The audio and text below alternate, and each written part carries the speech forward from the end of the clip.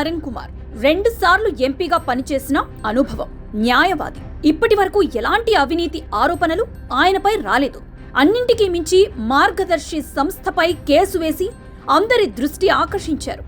ఈనాడు సంస్థల అధినేత రామోజీరావుని టార్గెట్ చేశారు. ఇప్పటికీ మార్గదర్శి కేసు విచారణ కోర్టులో ఉంది. వైఎస్ రాజశేఖర్ రెడ్డికి అత్యంత ఆప్తులు. అందుకే వరుసగా రెండోసారి కూడా రాజమండ్రి ఎంపీ టికెట్ ఉండవల్లికి దక్కింది.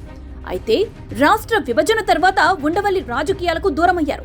వాస్తవానికి వైఎస్ మృతి తర్వాత ఉండవల్లి కూడా జగన్ వెంట నడుస్తారని అంతా ఊహించారు. వైసీపీలో చేరతారని కూడా భావించారు. కానీ ఉండవల్లి మాత్రం కాంగ్రెస్ పార్టీలోనే కొనసాగారు. 10 ఏళ్లుగా ప్రత్యక్ష రాజకీయాలకు దూరంగా ఉంటున్న ఉండవల్లి అరుణ్ కుమార్ కు ఇప్పటికీ ప్రత్యేక ఫ్యాన్ ఫాలోయింగ్ ఉంది. ఆయన ప్రెస్ మీట్ పెడితే చాలా మంది ఫాలో అవుతారు. తాజా రాజకీయ పరిణామాలపై ఉండవల్లి తనదైన శైలిలో విశ్లేషణ ఇస్తారు. అందుకే ఉండవల్లి చేసే వ్యాఖ్యలు పొలిటికల్ సర్కిల్లో పెద్ద దుమారం కూడా రేపుతాయి.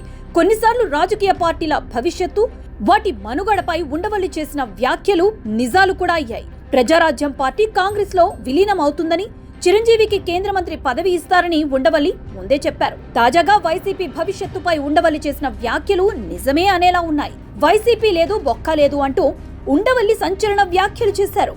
జగన్ పని అవుట్ అంటూ ఉండవల్లి వ్యాఖ్యానించటంతో సంచలనంగా మారింది. ప్రస్తుతం చంద్రబాబుకు సరైన అవకాశం దక్కిందన్నారు ఉండవల్లి. కేంద్రంలో చంద్రబాబు చక్రం తిప్పుతున్నారని, చంద్రబాబు ఏం కావాలంటే అది చేసేందుకు కేంద్రం కూడా సిద్ధంగా ఉందన్నారు. జగన్ పై కొత్తగా కేసులు పెట్టాల్సిన అవసరం లేదని, గతంలో ఆయనపై ఉన్న కేసుల్లో విచారణ పూర్తి చేసి శిక్ష వేస్తే చాలన్నారు. గతంలో మంజూరు చేసిన బెయిల్ మంజూరు చేస్తే జగన్ మళ్లీ జైలుకి పోతారని, అప్పుడు ఆ పార్టీని నడిపించే లీడర్ లేరన్నారు ఉండవల్లి. గతంలో జగన్ కి తల్లి, చెల్లి, కుటుంబం అండగా ఉందని, ఇప్పుడు ఆ పరిస్థితి లేదన్నారు.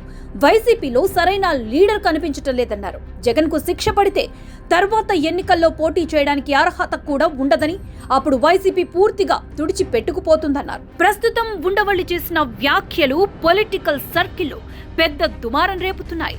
ఉండవల్లి వ్యాఖ్యలపై వైసీపీ నేతలే కలవరపడుతున్నారు. నిజంగానే జగన్ జైలుకి పోతారా, శిక్ష పడుతుందా అని చర్చించుకుంటున్నారు. మధు కోడా వంటి నేతలకే శిక్ష పడిన సందర్భాలను గుర్తు చేసుకుంటున్నారు. ప్రస్తుతం పరిస్థితులు కూడా జగన్ కి వ్యతిరేకంగా ఉన్నాయని అంచనా వేసుకుంటున్న వైసీపీ నేతలు పార్టీ మారే ఆలోచన చేస్తున్నట్లు తెలుస్తోంది.